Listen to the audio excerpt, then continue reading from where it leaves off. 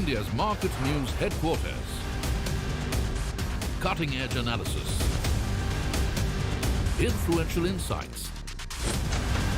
Market-moving intelligence. Broadcasting live from the CNBC-TV18 Motilal Oswal studios in Mumbai.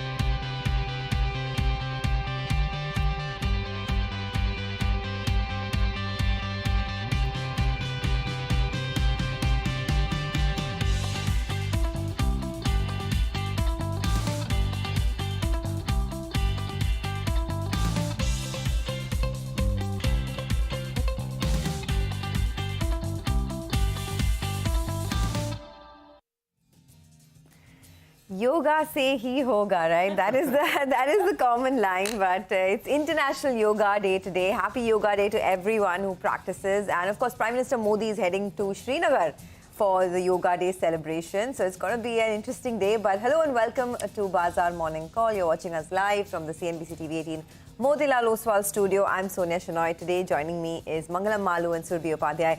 Folks, good tidings for the market. It's Friday and it's been a week where the market has flip-flopped, but largely a week of consolidation. Oh, absolutely. And happy Yoga Day, guys. Happy Yoga Day to all our viewers as well. I can just tell you that, apart from the physical fitness aspect of it, mental fitness, whether you incorporate one asana or two or just a couple of stretches, get something going. Yeah. Forget the body. It really helps your mind. And yes, considering we live in very high-paced markets and a very high-paced environment and a market that has been a literal roller coaster, I think some mind balance really is just what the doctor orders. Right? Yeah, that's true. I think it's the ultimate, right? Because what is it that the world's best software developers or IT companies aim for? They aim for hardware-software integration. That's exactly what yoga does, right? Fixes the mind, body and soul, aligns all of that together. And the best part about this is when we talk about financial freedom, when we talk about, enlightenment and all of that, the biggest goal to pursue is fitness, no other goal. Why is that? Because you can't, get it genetically, you can't inherit it from people, and if you've gotten it once, you still have to keep working at it. So humility, fitness, and, having a good body is not only an important asset for yourself, but for your family. If there is no health, then the wealth doesn't really count. It doesn't. It doesn't. And I've been practicing yoga for a couple of years, and I believe it's more for my sanity than vanity, right? So that's something we're going to celebrate through the day, and glad to see that Prime Minister Modi and the government, of course, has brought yoga to the world map. So it's International Yoga Day today, the 10th International Yoga Day. But let's get back to the markets now. The market has also been not too bad, actually. It's been in consolidation mode. Yesterday, we sort of held on to the key levels on the Nifty. But the one thing that's working in our favor is that global cues have been quite stable. So overnight as well, you had the S&P 500 that briefly crossed the 5,500 mark for the first time ever. The Nasdaq has also, it crossed the 5,500 mark and then it cooled off a little bit from there. The Nasdaq also hit an all-time high and then cooled off from there. So largely you'd have to say that, it's not such bad tidings for the global markets, and that's been buttressing our own market as well. The Nifty has been consolidating around those record highs, around 23,560 or so. Flows have thinned out a tad bit, so there was selling by DIIs yesterday. There was buying, a tad bit of buying by FIIs in the cash markets, about 415 odd crores. In terms of sectors, I'm watching out for IT stocks because, globally, Nvidia fell a bit. It was down about 3.5%, so IT stocks were under pressure.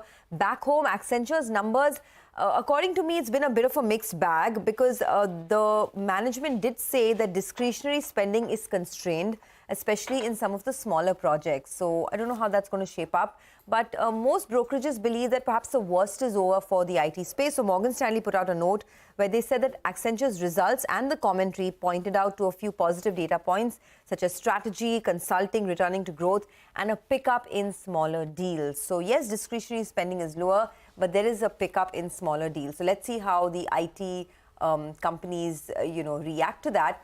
Q3, the numbers were a miss. That is the one thing to look at. Okay, by the way, those are some live images of Prime Minister Narendra Modi at the International Yoga Day celebrations. So we'll, of course, keep getting you that through the course of the day. That's in beautiful Srinagar. just looking at that site is making me calm today. But yes, Yoga Day celebrations have been flagged off, and markets are going to be flagged off as well. Oh, absolutely. And like you're saying, I mean, it's been actually a week of consolidation, and perhaps that's not a bad thing at all. And yes, let's face it, when you rally so much, there is a little bit of a fear of heights, and that's what seems to be gripping markets in the US for sure. And what we saw overnight, the sell-off in not just in Nvidia, a couple of other chip stocks as well, Micron, etc., they're all down 4-5%. So cool-off coming through. What we have is actually slightly weak data on Wall Street as well. So let me run you 3 data points, and all of them were on the weaker side. Now, jobless claims, they came in higher than expected for the week gone by at about 238,000. They fell from the prior week, but not as much as what the market would have hoped for. Housing starts are actually at a 4-year low. The number has come down. There's a decline of about 5.5% in the month of May. So the housing market data was weak. The Philly Fed manufacturing index number came in, and that number has declined from about 4.5% in the prior print to about 1.3% in June. So that's the 3rd week data point. And all of this coupled with the fact that retail sales in the US were subpar as well, the last number that we got. So, you know, again, some of those macro cues perhaps giving traders an excuse to book some profits and get a little light in terms of positioning. Though, of course, the S&P 500 did cross the 5,500 mark. So it hit that high, and then the cool-off happened, very similar to what we saw in our markets last week. So let's see how this is playing out. Now, for the dollar, this means that there is a bit of an increase in demand, and the dollar index, by the way, is now inching towards the 106 handle. So watch for that. And there's a pickup in yields as well. So the US 10-year yield is on your screen, 4.26. Let's get the DXY as well, because it's now above 105.5. So the dollar is continuing to, trend higher, and crude remains a watch point for us. Nothing's changed there. I mean, Brent crude is still very much closer to 86 than it is to 85. That's the dollar index. Not the best of cues for us. And again, crude, there's been absolutely no fall throughout this week. Crude has held in this range of 85 to 86. So global cues, short point, are not the best. Coming back here at home, Sonia mentioned IT, so absolutely I'll be watching out for those stocks as well. Remember, the guidance itself has narrowed. Depends on how you want to read it. From 1 to 3%, now it's 1.5 to 2.5. So the upside has also been lowered. So let's see how our street interprets it. Of course, not a strict apple-to-apple comparisons. The Accenture's consulting business started picking up, so that was something good. And they were sounding very positive about Gen AI, continuing to get more business over there. The market, well, for us, again, consolidation week with the Nifty and the mid-cap index. Actually, both these indices are just about 0.5% in the week gone by. It's been the week of the banks, because that's the big trade that started off 3.5% higher. That's actually kept the Nifty away from a broader decline. So let's see if we'll get more of that or not. The sentiment perhaps is going to be, as they say, the cliche goes, cautiously optimistic. A lot of the pre-budget consultations have begun. You heard from the capital market guys yesterday. There's a GST meeting coming up over the weekend. So any further deliberations on what they might do. We've seen what the fertilizer move, for instance, has been like, right? With the hopes of some sort of a rate cut perhaps coming in there. So the GST meeting, in general, a lot of tax-related anticipation ahead of the budget probably is going to capture the market's imagination today. Manglam. Well, it's been a good week so far for bulls, because major indices, irrespective of the consolidation, have hit record highs. The Nifty bank has broken out, and the kind of supply that was absorbed this week, full of block deals, large paper being there. So all of that said and done, it's been good. But now that it's moving towards that 23,600, 23,650, there is some supply on the Nifty. And that's something that we've seen in the last couple of trading sessions as well. June 19, the Nifty was, the high was 23,664. From there, it closed about 150 points lower. We had June 20th, which was yesterday, the high 23,624. The Nifty closed about 60 points lower from there as well. And there are reasons for supply at higher levels because of this overbought nature of the market. Where do we see that? Well, one, we have the put-call ratio, which has moved to around 1.3. Typically tops out at around 1.4, telling you when the market is overheating a little bit. And secondly, the consistent purchase from FIIs in index futures. Yesterday as well, close to around 1740 crores, adding 16,000 longs, covering about 13,000 shorts, telling you that there's not much scope for further short covering, because they started the series with 13% long exposure. Now that has inched all the way higher to 57%. And if you take a look at the net contracts in the last 4 sessions itself, it's moved from a negative 24,000 to a positive 72,000. So swing of almost 1 lakh contracts built on the long side itself. We are preparing ourselves for next week, which is also the week for expiry for the June series. And out there, the call writers are active at 23,600. Put writers are active at 23,500. What does all of this imply from a range standpoint? Option writers for the next 1 week expect a range of 23,400 at the lower level to 23,750 for the higher level. What could be the factors that could either break out the market of this range or let it be lower than this range? we have the Nifty Bank, which has broken out this week, 3.5% higher for the week itself, led by, HDFC Bank. IT stocks will obviously be in focus. They showed some signs of life.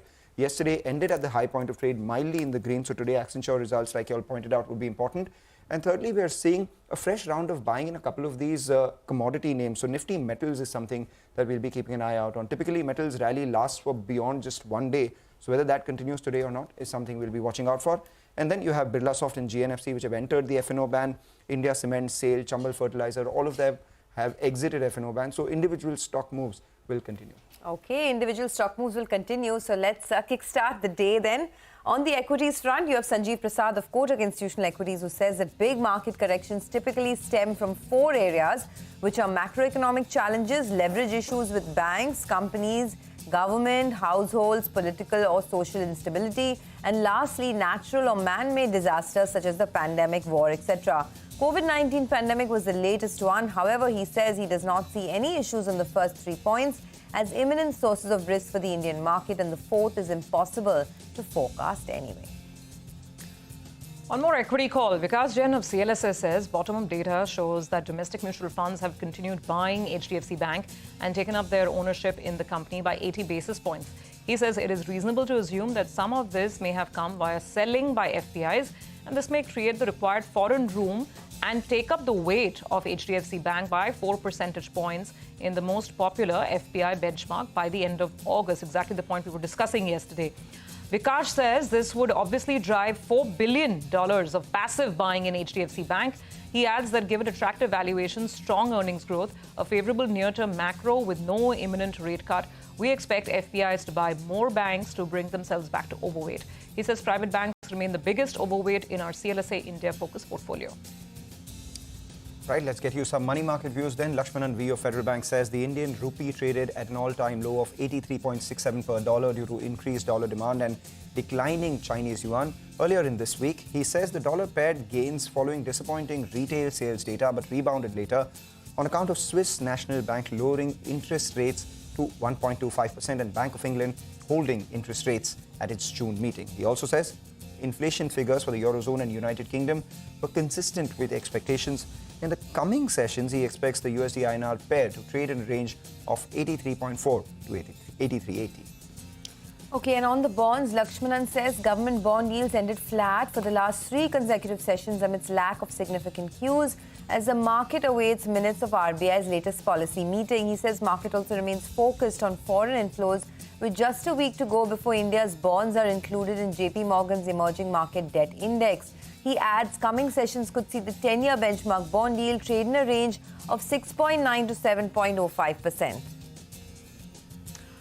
All right, well, let's get the market conversation going. Our first guest on the show this morning is Phu Keen Yap, Senior Investment Strategist at Standard Chartered Bank. Phu, great to have you with us on the show. Happy Friday to you. So what do you make of, the market setup here in India? Let me start with your view on the home market here, because it's had a dream run. It's digested all the election-related volatility. And now bank stocks in India have finally started performing, though, of course, the overall index itself is at an all-time high. Do you think the Indian market is good for more, or do you expect some consolidation? No, we do like it over the 12-month outlook. I mean, within Asia, I got to say, India is our preferred market at the moment. As you said, the election news has been well digested. We're really looking for the earnings growth to be driving the market. We think that's going to be continuing, and it's positive. So, I mean, India is our preferred market at the moment. Look, in the short term, when markets make all-time highs, it's natural to assume some consolidation. But we've looked at it in the past, particularly in the US, when the market makes all-time highs, more often than not, the next 6 and 12 months, average and median returns are actually positive. So it's nothing to be fearful about. When market makes all-time highs, the momentum tends to continue. And India, as I said, is our preferred market in Asia at the moment, driven by solid earnings growth we expect to continue. Okay, so India is your preferred market in the Asia setup, driven by solid earnings growth. Got that. But do you think that India can replicate the kind of gains that it saw last year? Because, you know, it seems like now we're settling into some sort of consolidatory phase. There's not too many cues. I mean, the market already has sort of priced in the government coming into power for the third time. There is, of course, a budget, but not too many people are expecting any major changes this time around. So your thoughts on whether we can replicate the gains that we saw in the last 1 year? Yeah, look, I mean, I'm not going to quantify it. I mean, our view is that India can outperform. But if you look at the earnings growth, if you're looking at mid-teens growth, right, if your multiples and your valuations stay the same, the earnings growth is just going to drive the market higher. And we're looking at a mid-teens kind of earnings growth. So even if valuation stays there, and we think that globally, we're not so worried about valuation now, given that we've moved into a rate cutting cycle. With more major central banks cutting rates. And as that happens, we get less worried about valuation because we think it can sustain. So even if valuation stays the same, the earnings growth will propel it. And I say mid-teens kind of earnings growth is very positive for India. Markets like US as well is another one that we do like for the same reason. Not so worried about valuation, but because of the earnings growth that's going to be driving the returns. Right. You know, I remember you speaking about a barbell approach to investing in India, which is on the one hand, you look at industrials and cyclicals. On the other, you look at defensives and then deploy money in the large caps itself. How has that strategy evolved over the last couple of months? And what are you looking at now? Yeah, that's right. Thanks for that. I mean, we are still looking at a barbell view. I think on the more cyclical side, we still like our industrial. We think the expansion in terms of the capacity will continue. We do like discretionary as well, consumer discretionary, and this to tie with the very long-term trend of the improving income for the for the market in India, and that's going to be helping the consumer discretionary. And then on the barbell side, being more defensive, we have healthcare. So these are our three preferred sectors within India. From a size or style kind of perspective, we do like large caps, given that they have a bit more of a buffer and a bit more solid. So we do prefer large caps within India. Yeah, large caps haven't run up as much as the smaller stocks. So let's see if that trade plays out. Fook, what's the risk to your overall call? Positive on India, positive on the US. What is the biggest risk? Yeah, no, thanks for that. I think the risk really is inflation does not come down as we expect. We think there are signs that it's been coming down, and the last two prints in the US CPI have been coming down. We're going to watch the PCE next week. But we expect that to be on a downward trajectory, which really paves the way for the major central banks to be lowering interest rates. So that's one. And the second one really is the traditional indicators of a recession, like your inverted yield curve is still there. The leading economic indicators, things like the job openings data in the US, that's been softening a little bit. There is something that we are watching very, very closely. We still have about a 20% probability that we still get a recession. That is something that we have to watch out for because the risks are there. Like I said, the traditional indicators of the yield curve, it is still there, although it's been there for some time, but something that we continue to watch. Okay, Fook, thanks a lot for joining in. Appreciate your time here on CNBC-TV18. That's the word coming in from Standard Chartered Bank. They say India is their preferred emerging market within the basket. And they also talk about how they're not too worried about valuations at the moment globally because they believe earnings are picking up across the board and nothing to be fearful about despite the market being at record highs. Let's slip into a quick break. On the other side, our entire research team will be joining in to help you with the top 10 stocks that you need to watch out for. Stay tuned.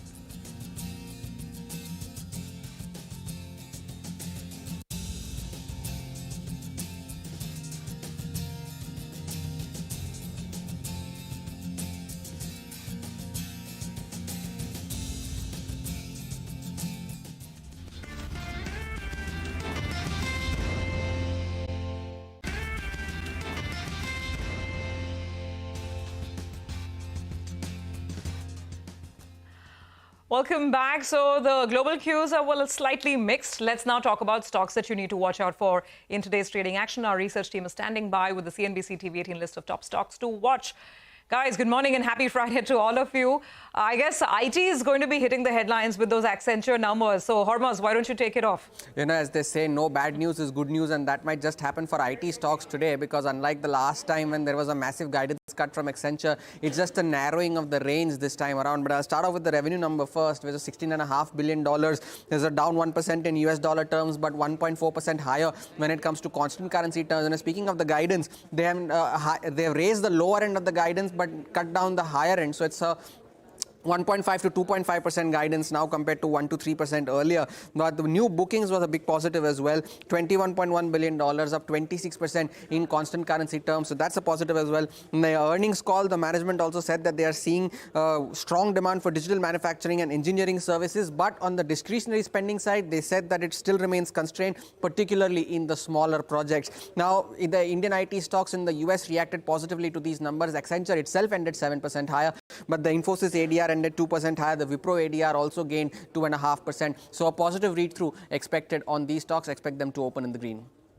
All right, and weaker rupee also helps the IDE pack, and we're seeing decent traction in the IT pack in yesterday's trading session. Expect that to continue. But it's the era, not the season of block deals. Let's go across to Vivek. He has something on Aster DM. Vivek. Well, that's right. Good morning. So, it's another day of another block deal that's in the offing. So, today it's the turn of Aster DM Healthcare. So, as per the term sheet we saw for the block deal, Kotak Securities has gone ahead and launched a block deal where the seller is actually a private equity investor called Olympus Capital Asia Investment. They hold 10.1% stake in the company. They intend to completely exit their stake in Aster DM today. The base size of the block deal is 5%, but the upside option indicates that there could be a possibility that they could be completely exiting their stake via today's block deal. The size of the block, with the upsize option is 1,670 crore, and the floor price for today's block is 331 rupees a share, a little over 7% discount to yesterday's closing price. If in case, the entire block deal goes through, it will be a cleanup trade and the overhang will go by. But it will be important to see, what is the kind of demand going with the red at open as far as Aster DM is concerned. Okay, thanks a lot for that. Well, let's go across to Vamakshi. She's standing by to talk about Cipla, GE Power, Time Technoplast and GIC. So she has her hands pretty full this morning. Vamakshi, hi, good morning. Well, good morning, Sonia. Let me first start off with Cipla. The company has signed a non-exclusive patent license agreement with Takeda for drug vonoprazan. Agreement has been signed for the Indian market, and the deal is meant to commercialize the drug in India under Cipla's own trademark brands. So, bode well for Cipla. Expect the stock to open higher today. GE Power is the next stock that I'm focusing on. The company has received a LOI from NTPC GE Power Services worth 243 crores. Time Technoplast, watch out for this counter as well, and that is because they've managed to receive the final approval from the Petroleum and Explosive Safety Organization. This is for manufacturing and supply of high pressure Type 4 composite cylinders for hydrogen, and in fact it is the first company in India to do the same. So expect the stock to open higher on the back of this news flow. And lastly, let's watch out for GIC Housing. A malware attack has affected some of the end user systems of the company. They said that they have immediately isolated the affected systems from the network to stop further impact, and the company, however, has not observed any operational disruption. But on account of this, expect the stock to open lower today. Malware attack. Okay, doesn't sound too good. Vahamakshi, thank you so much for getting us the details on all of those stocks. Let's now go across to Upasna. She's got a couple of them on her radar as well. Upasna, good morning. Thanks so much for that. Good morning. First up, let me start with JM Financial. SEBI passes order asking the company to not act as a lead manager for debt issues till March 2025. Well, SEBI's orders after the interim one, barring JM Financial from acting as a lead manager for debt issues. Well, in addition, JM Financial has voluntarily agreed to stop IPO financing business. Well, expect the stock to open in green as it points to resolution of regulatory issues. Next up is Welspun Specialty. The company has received orders from Gujarat Pollution Control Board directing the company to cease operations at Bharuch unit with effect from 5th of July 2024. Next up is Britannia Industries. Even that will be in focus as the permanent workers of Tara Kolkata-based factory have accepted voluntary retirement scheme offered by the company. And lastly, Shoppers Stop will also be in focus as company starts operations at 3 new stores located mainly in Vadodara, Gurgaon and Surat. All right, Upasna, thank you so much for that. In case you missed the entire list, let's give you a quick roundup. Stocks with positive news flow today.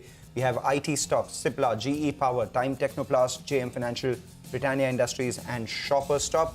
Stocks with negative news flow today, Aster DM on account of their large trade, GIC Housing and Welspun Specialty.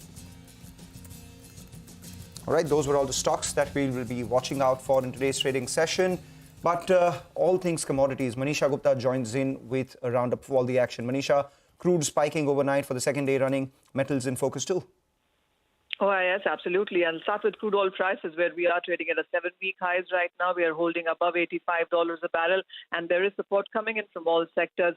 The major thing is the drop in U.S. inventories, whether it has been crude, gasoline, distillate stocks, and that tells you that the demand on ground seems to be picking up, especially as there is the summer seasonal demand, driving demand as well, supporting prices. In the metals as a sector as well, weaker than expected U.S. economic data has led to a decline in U.S. dollar, and that had led to a silver prices gaining by 3% overnight. Gold was up 1.5%. Copper and zinc prices gained up by a percentage point overnight as well. We already have had the ECB and the Bank of Canada cut rates, and the markets are anticipating that within the month itself, the Bank of England, Swiss National Bank would cut rates and the other banks would follow suit. And that's exactly what is supporting the metal prices as of now. Okay, thanks a lot for that. Well, let's do one thing. Let's take a quick break. On the other side of the break, Amnish Agarwal of Prabhudas Leeladhar will be joining in for some fundamental stock analysis. Do stay tuned in for that.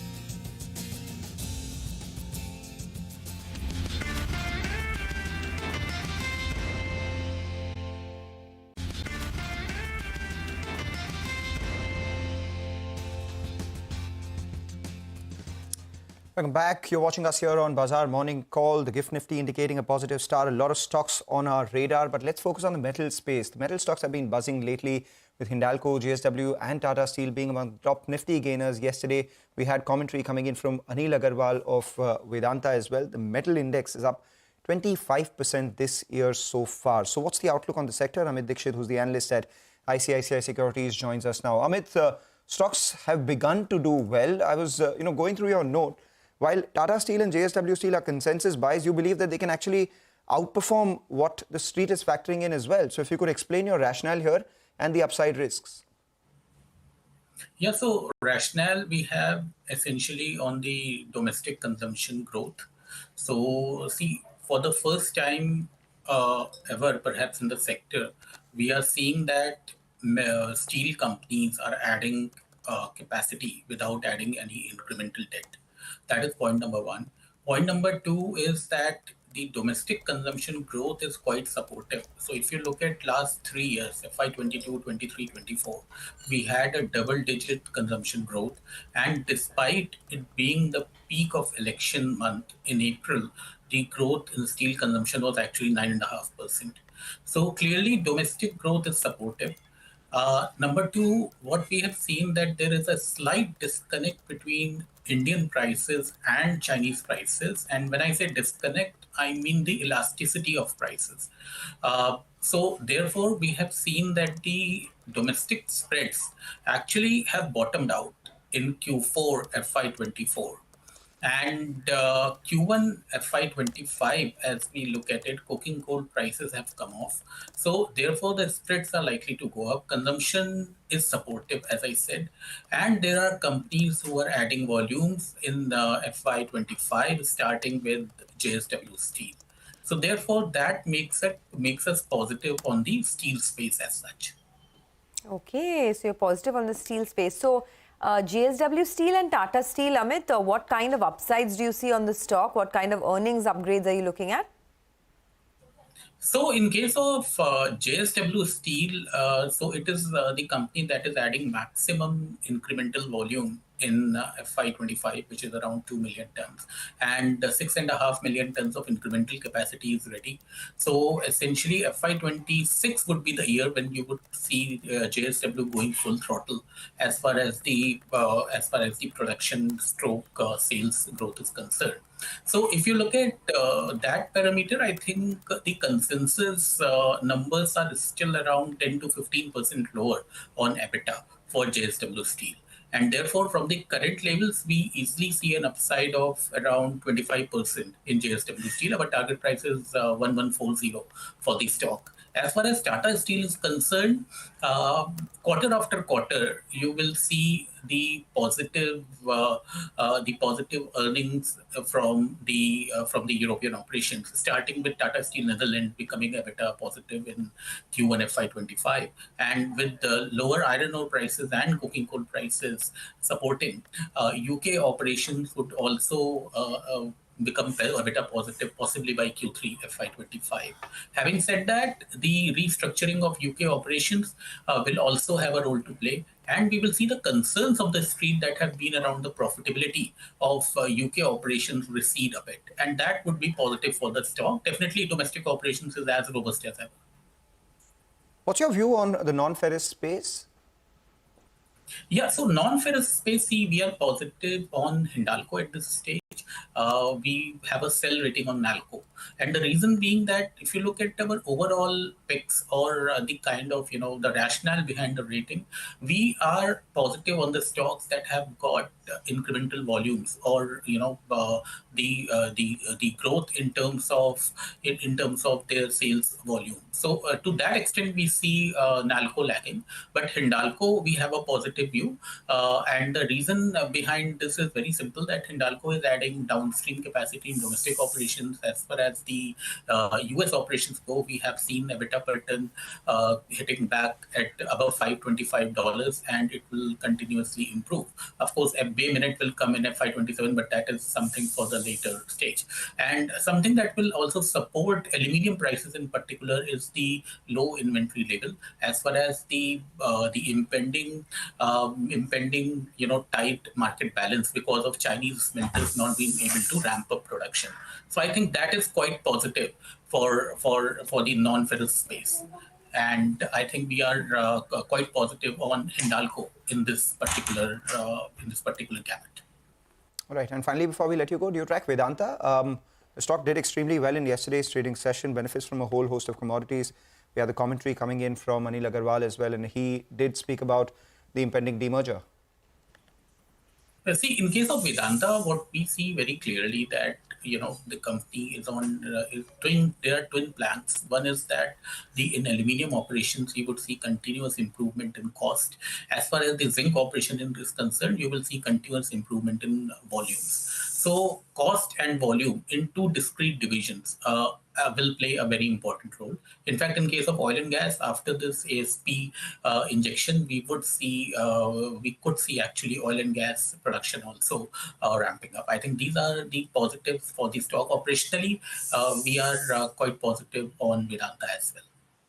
Okay. Well, I just had one follow-up question. You said that one of the strongest stocks in terms of, adding capacity is JSW Steel. They're adding 2 million ton volumes in FY25, and you spoke about an upside of 25% on JSW Steel. I didn't get the upside on Tata Steel. What is the target price? What's the earnings upgrade that you're looking at over there? Yeah, so in case of Tata Steel, our target price is 210 rupees. And in terms of earnings upgrade, again, we see that consensus has still not factored in the possible improvement in European operations. See, the proof of pudding is in eating, and therefore we believe that a couple of quarters when Tata Steel Europe will possibly show good result, we will find that the consensus also will upgrade its earnings as far as the Tata Steel is concerned. But on EBITDA front, I see an upside of around 12 to 15% on FY26 consensus estimates. All right. Thank you so much for joining in, Amit, and giving us your view on the metal space. Definitely positive on a whole host of stocks out there, ferrous, non-ferrous, as well as Vedanta. Just keep an eye out on a couple of these fertilizer stocks. Yesterday, they were the big gainers. In fact, all through this week. So names like FACT and RCF have gained nearly 30 to 40% this week itself. A big move is what we saw in Chambal Fertilizers as well in yesterday's trading session. For most part of this week, that stock was in F&O ban, is now out of F&O ban. That stock too is up 31% this week. And the biggest reason for these stocks to rally is the hope of a GST rate rationalization that may happen for the fertilizer space. And if that does come by, maybe the street is penciling in some hopes in terms of improved margins for these companies as well. The fact that monsoons in June are subpar, it's a little early to estimate. We had the management of insecticides join in yesterday as well.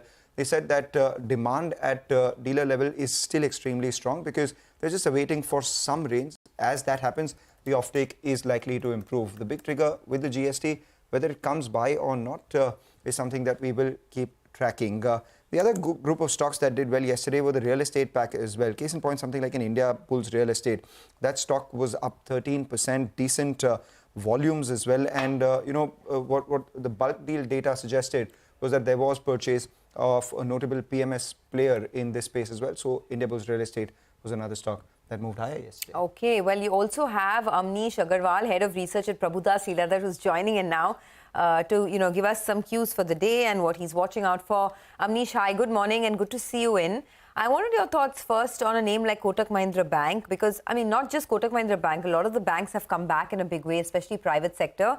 And there's some brokerages like Macquarie who are very positive on these names. But what would your pecking order look like now in the private sector banking space? Yeah, hi Sonia. We have been quite positive on private banks because if you look at the credit growth remains strong. The second thing is if you look at the valuations of private banks, most of these private banks are trading at, I would say, multi-year low price to book values.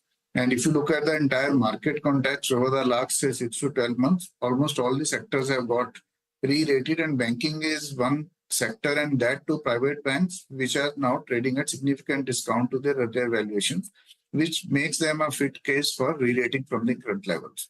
So I think we continue to be very positive and constructive on private banks.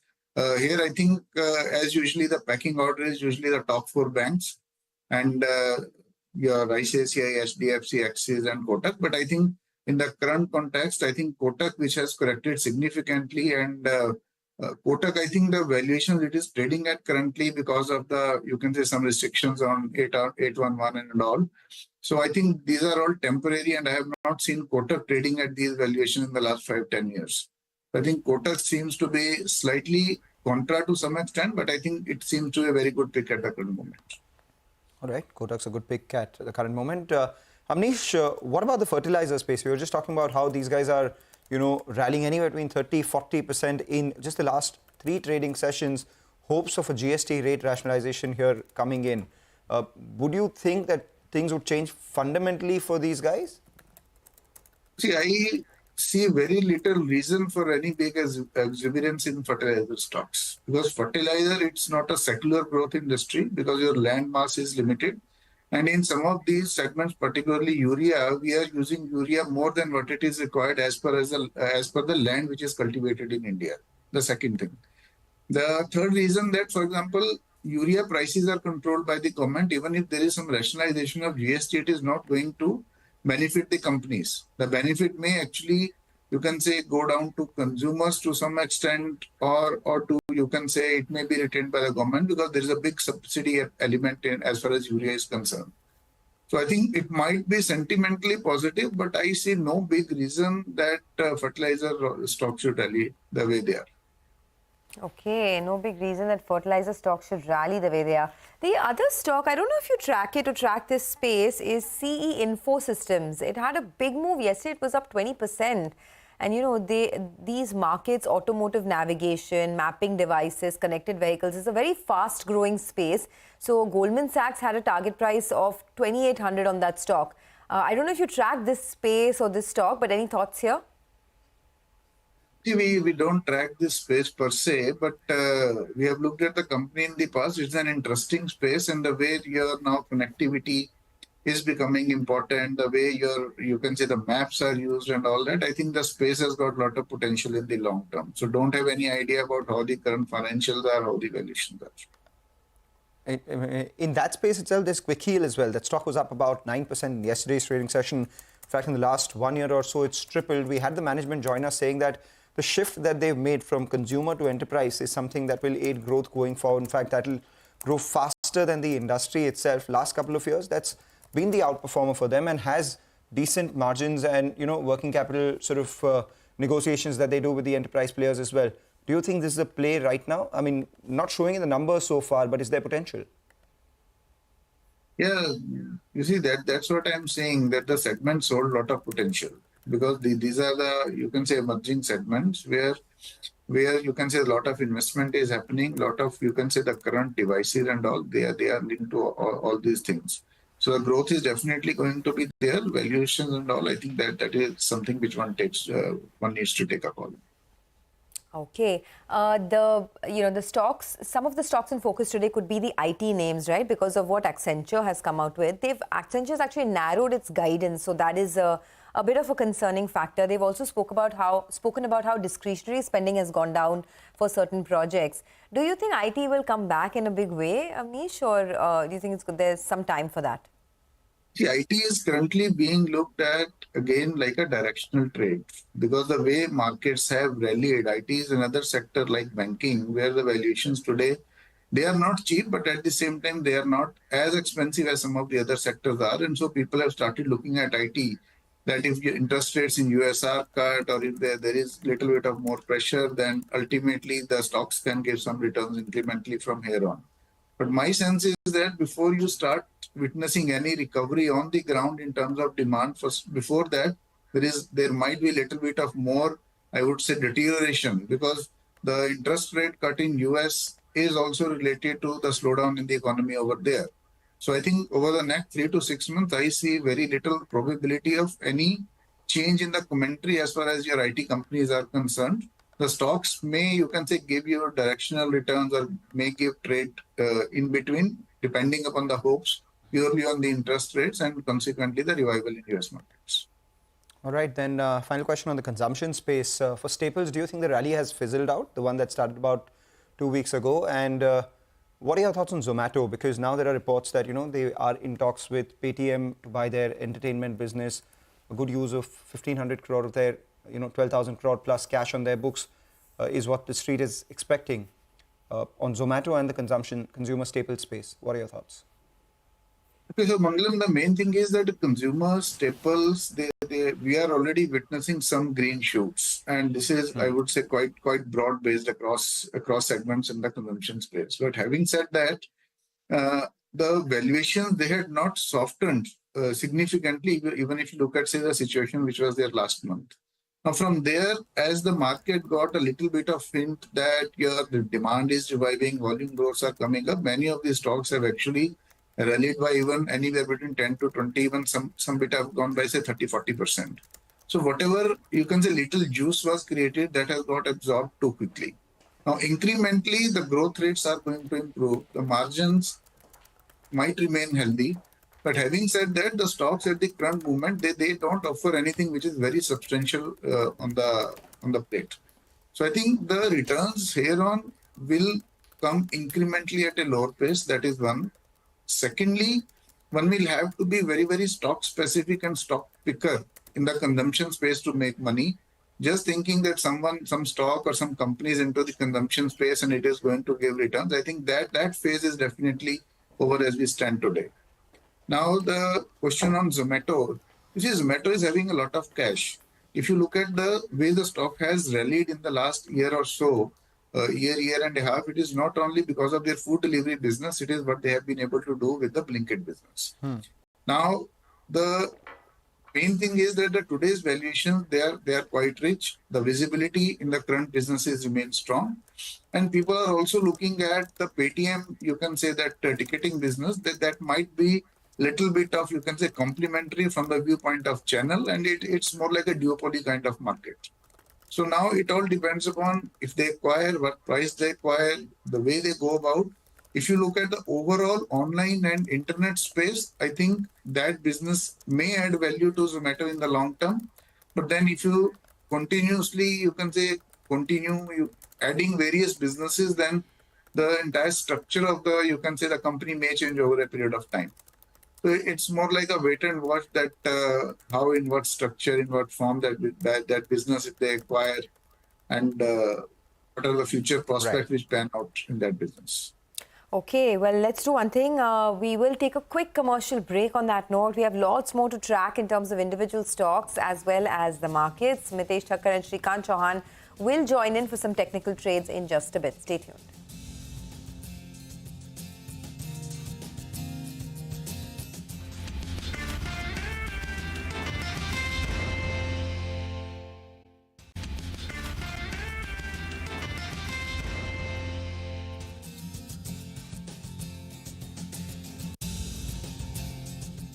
Well, given the way the GIFT Nifty is going, it looks like it's going to be another day of consolidation, but which is not a bad thing. I mean, we're consolidating at record highs, so perhaps just taking some breather before the next leg up. Mitesh Thakkar and Shrikant Chauhan are joining us now to talk more about that. Gentlemen, morning to both of you. Mitesh, let me start with you.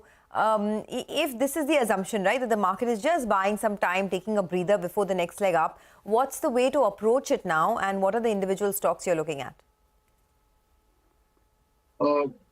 Good morning, Sonia. I think that looks like to the high probability case that the market is taking a breather and we should be preparing for more up moves.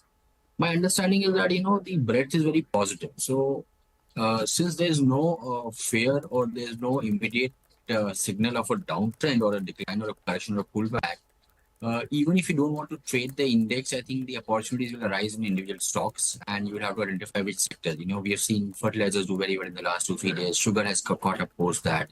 So maybe the theme is slightly broadening as the market kind of finds its feet at higher levels. You can add, private sector banks to that and even a couple of IT names. So I think that's the way we'll approach the market. We are focusing more on stock specific trades. All right. Mitesh, hi, morning. So, okay. What are those stock-specific trades? And then I'll come to Shrikant as well for his view. Morning, Surbi. I have two banking names, which is Kotak Bank, which was a buy earlier as well. Now can be bought afresh with a stop at 1724 for targets of 1790. Some breakout took place on the short-term charts of Bandhan Bank. So that's a buy with a stop at 203 for a first target of 220.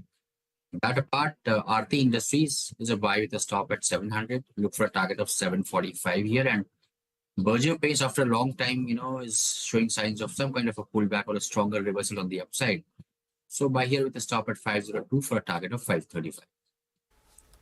Okay, so a couple of banks and Berger Paints. Got it, Mitesh. Thanks for that. Shrikant, hi, good morning. How are you reading the charts? Index, stocks, what's on your mind this Friday? Good morning, Surbi. Good morning, everyone. See, I think Nifty is forming rising running correction, which is like, I can say, very interesting because if there is any a minor positive news flow, we could see a major breakout in the market. So on the dismissal of 23,600 or 23,700, specifically 23,700, we are expecting market to move towards 24,000 on immediate basis. And if there is any correction, then close to 23,450, 400, we should look for adding positions. So broadly, we are bullish, but on the dismissal of 23,700, we could see a massive rally in the market. For the Bank Nifty, there also 52,000 is going to act as major resistance, but above that, the chances of hitting 52,500 or 750 would turn bright. So broadly, buy on dips should be the strategy. Okay, buy on dip should be the strategy. Any individual stocks that you're looking at, Shrikant? What would your list look like today? Yeah, Sonia, as we are expecting some breakout sort of activity either today or in next 1 or 2 days of time, we are of the view that we should look for adding a few index heavyweight stocks to our positional portfolio. In that, we like Reliance Industries. It is around 2950, 2945 levels. We saw some rally from the levels of 2800 to 2950, 3000 levels. Now it is consolidating, but on the dismissal of the range, we could see the levels of 3050 or 3070. So close to this 2950 levels, we should look for taking some long positions with a stop loss at 2900 with a target of 3000, 3050. And the other stock which we like is from the metal and mining space. And in that, Jindal Steel and Power is showing a lot of strength. There we are expecting 1100, 1125 in the near term. We can keep stop loss somewhere close to 1010. All right, gentlemen, hang in there. We'll come to you in about 20 minutes. We take a short break now, come back. On the other side, we'll have the pre-opening rate. And also with us will be Premchand Devarakonda of Electronic Smart India to talk about their business outlook going forward. Stay tuned.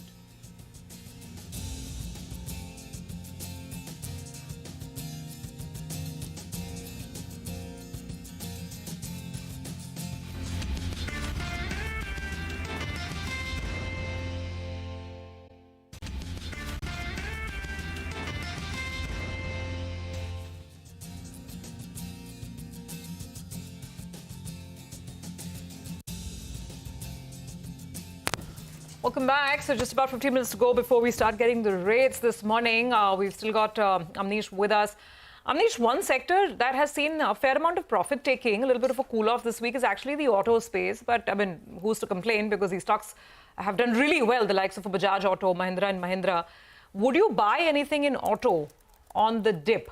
And of course, going forward, there's going to be a lot of chatter around the Hyundai IPO. So just help us navigate this. Autos for the rest of this year, what would your picks be? You see, auto OEMs have done particularly well over the last 6 months. If you look at, say, the rally which stocks like, say, Maruti, M&M, or all the two-wheelers led by, say, Hero or Bajaj, I think the returns have been very strong.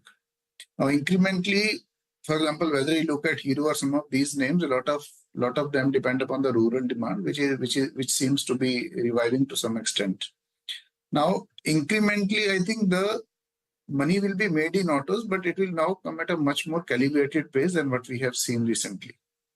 Having said that, if you look at the numbers of companies, I think particularly the companies which are on the PV side, there will be definitely some impact of the Hyundai IPO also, because that is going to be a large cap stock, and the investors will get one more choice as far as your PVs are concerned. So I think incrementally, I think still there might be some juice left in M&M because the commentary seems to be pretty strong. Tractors should see positive volumes this year. Their PV business is expected to grow in the, I would say, something like mid-teens in terms of volume growth. So M&M, even at the current juncture, continues to look good. As far as the two-wheeler stocks are concerned, I think post the kind of rally we have seen, there might be little bit of I would say sideways movement in them for quite some time. But if the monsoon plays out well and the rural demand revives more, then I think there could be something more. But now it will be at a much more slower pace than what we have seen earlier.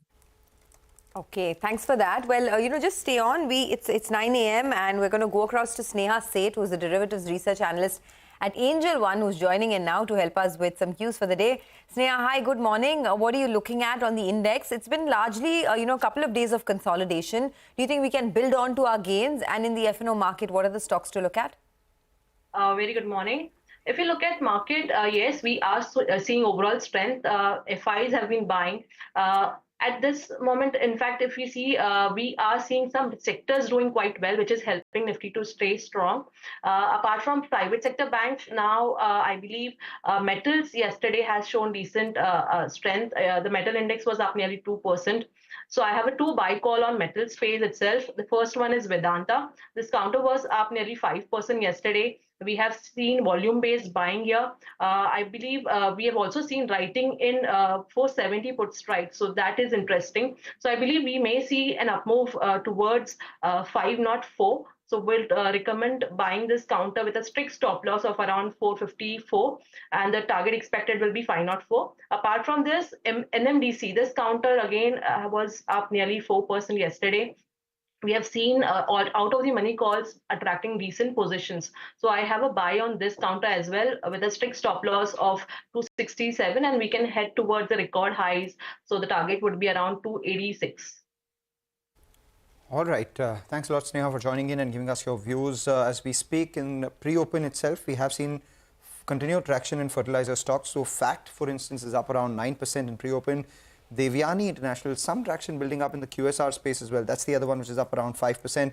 And we're seeing some purchase in GMR Power and Purvankara as well. There's a note which has come in on Bikaji from, I think, Nuvama. That stock up around 4% as well. So we'll just keep an eye.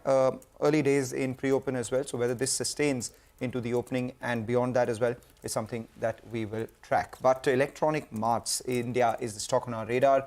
Seen a stellar run since listing, in fact surged nearly 200% in the last 1 year, and they're the largest consumer durables retailer in South India with almost 141 stores in Andhra Pradesh and Telangana under Bajaj Electricals and Electronics Mart as brands. So what are the expansion plans? How's business shaping up? How's the first quarter been? We have with us Premchand Devarakonda, who's the CFO of the company, joining in to detail all of that. Thanks a lot, Premchand, for joining in today.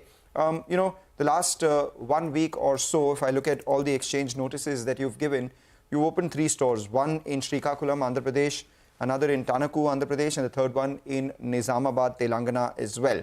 The first quarter is seasonally the strongest quarter for you, and this also coincided with the election results that came by in Andhra Pradesh. So how has demand been so far? Basis the first quarter, what can you project for this year? Very good morning to you. See, this first quarter, during the months of April and May, there has been a significant spike in the demand for cooling products. And of course, unfortunately or unfortunately, the monsoon started early this year as compared to last year. In fact, last year we had an extended summer till the 3rd week of June, whereas this year in the first week of June itself, the monsoon started. So in spite of that, we have seen a decent growth and on month-on-month comparison. And this year we are between the first quarter, year-on-year, there is going to be at least 15 to 20% growth in the top line. 15 to 20% growth in the top line by the end of the full year, is it? Or in the first quarter? First quarter. In the first quarter. And what about the full year? What are you targeting in terms of both top line growth as well as margins? There is going to be, our target for the year has been 15% year on year. So, and the bottom line also will be in the same proportion. Okay. So can you give us some sense on, I'm talking about the full year picture now, in terms of the product mix. What are you aiming for? Will it be more mobiles? I mean, if you look at the pie between small appliances, large appliances, mobiles, what are you aiming for by the end of this year? And, how could that impact the margin profile, your product mix? See, our product mix has been more or less same for the last 3-4 years.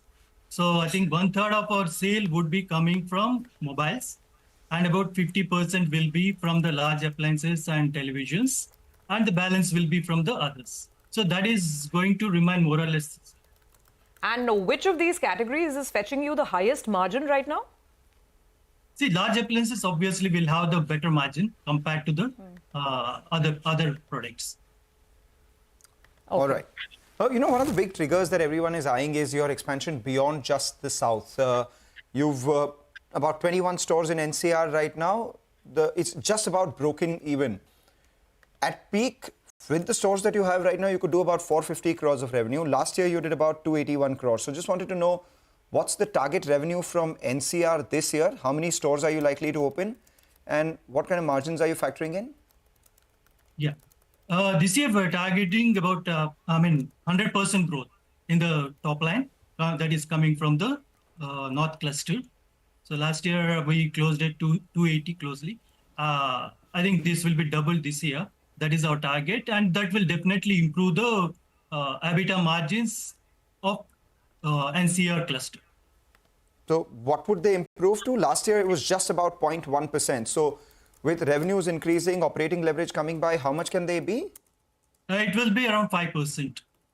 Around 5%. So what does that do to your overall margins? Because large appliances are doing well. Last year, you did close to around 7%, 6.7, 6.8% on an overall basis. With this margin improving and large appliances improving, can we see your margins at around 7.5 to 8% for the company at large for this year? See, our expansion plans are on.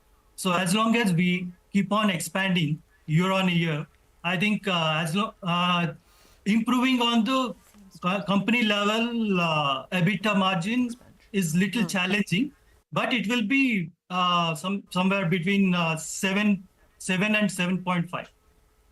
7 and 7.5. Okay. You were talking about how your expansion plans are on. Before we let you go, can you tell us what exactly are the expansion plans? What's the store addition that we can expect in the next 12 to 18 months?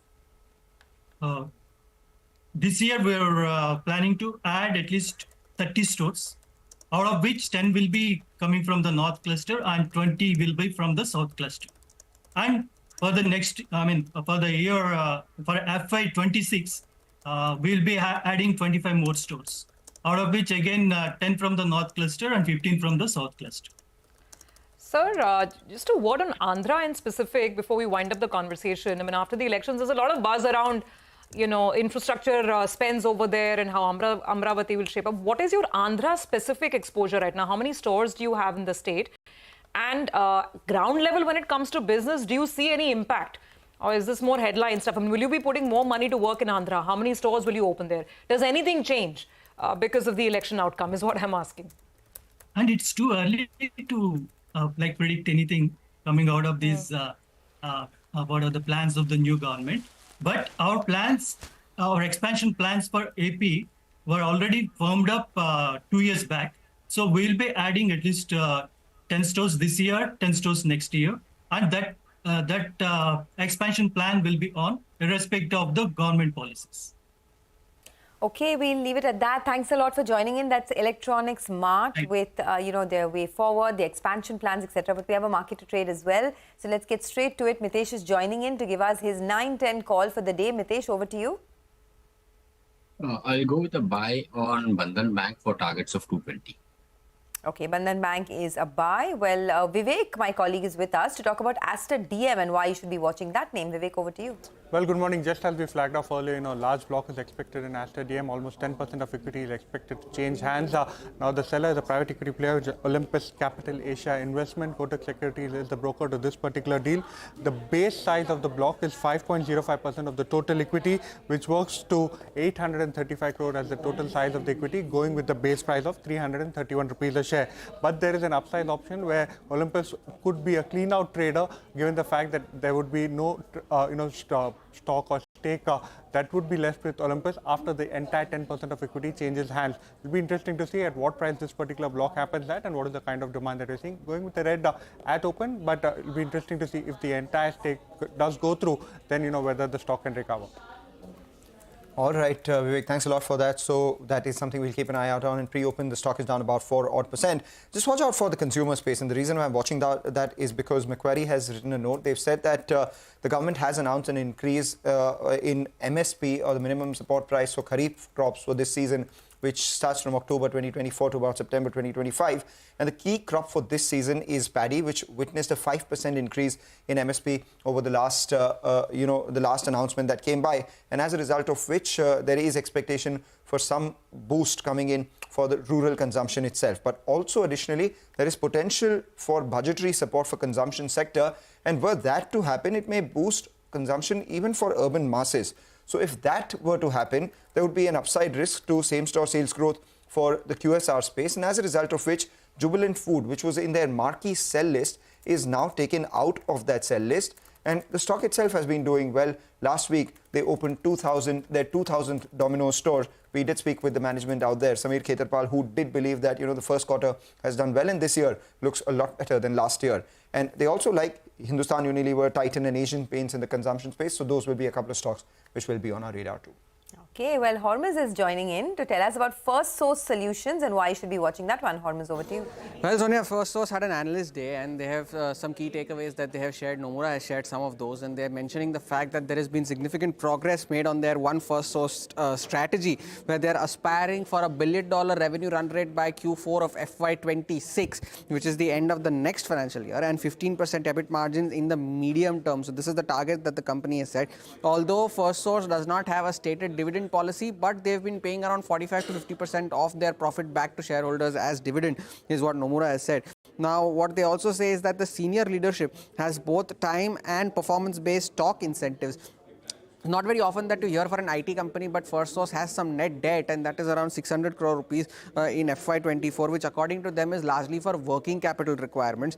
And what they say is that while M&A, they haven't shared any specific details about that, but they said that this will mainly be for capability building and not for revenue accretion. So as a result of which Nomura remains neutral on First Source Solutions with a price target of 200 rupees. There are 10 analysts have coverage on the stock, 8 of them have a buy recommendation, 2 of them have a hold rating. So Nomura still remains neutral, but the stock likely to open in positive territory. Okay, got it. Hormaz, thank you very much for that. Let's just look at the pre-open, the rates that we are finally getting. It looks like IT is going to be off to a good start. For what it's worth, the market seems to have read Accenture's commentary a little more optimistically, though they're not really singling out any major pickup in discretionary spends or demand, but nonetheless, IT stocks on the upside. By the way, watch out for, on the mid-cap screen, watch out for Time Techno. Wherever there's mention of green hydrogen, I mean, the market just completely shoots through the roof. And here is the company where I think they're doing some specific high-tech cylinders that are used in the manufacture of green hydrogen. They've got the government approval. So watch out for this stock. Let's see how this performs on the mid-cap screen.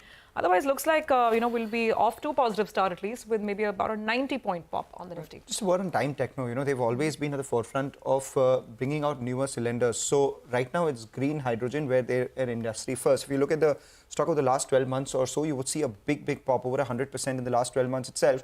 One of the big themes for them would be the acrylic cylinders that they had made. So all those metallic gas cylinders that we have for LPG, that will move into acrylic. And that's the other theme on Time Technoplast as well. So if that were to happen, then again, that's a big potential target, total addressable market. Add to that green hydrogen, the street likes all of this. Okay, well, that's a big move there on Time Technoplast, 10.5% higher. But you know what, today it promises to be a decent opening for the market. So let's just wait for that. The pre-opening rates are suggesting a mild, okay, that's a big start actually, about 90-point start. The market, remember, last few days has been in consolidation mode, but with a positive bias. Yes, there's been a lot of intraday volatility, but by the end of it, the market has been holding on to a lot of those milestones. Global cues have also been stable. Yesterday, a lot of milestones were hit in the US markets. The S&P 500 briefly crossed the 5,500 mark. The Nasdaq hit an all-time high and then cooled off quite a bit. So global cues are solid. Our own markets flows have thinned out a little bit, but lots of specific stocks in focus. IT is one space that will be in focus after Accenture's numbers and the guidance. They've narrowed their revenue guidance, but some brokerages believe that the results and the commentary pointed to a few positive data points like strategy and consulting returning to growth. So let's see how that space shapes up. Here's the first take on the index. The sensex is up 100 points. The Nifty is up 35 points. So looking good. The Nifty holding on to 23,600 now. And, the market breadth as well in favor of the advances. 1,400 stocks on the advancing side. The IT index is the one actually that's playing catch up now. 1.5% higher on the Nifty IT index, led by TCS, Infosys, Tech Mahindra, HCL Tech, Wipro. All these stocks trending in the green. You can see on your screen, a lot of the IT stocks are now, on the top, followed by names like Maruti, Cipla, Bharti, NTPC, SBI Life, etc. What's not doing well is the banking names. I mean, not doing well, just flat with a bit of a negative bias. So names like SBI trending a tad bit in the red. A couple of these auto names like Hero MotoCorp, Tata Motors also a tad bit in the red right now. Nothing alarming there. Dr. Reddy's, Kotak, Reliance, ONGC are also a little bit in the red at the moment. But otherwise, it's not a bad opening. It's a decent opening, you'd have to say. The Nifty holding on to gains of around 50 odd points. And it's the IT index led by Accenture perhaps and the commentary. Morgan Stanley put out a positive note on Accenture as well.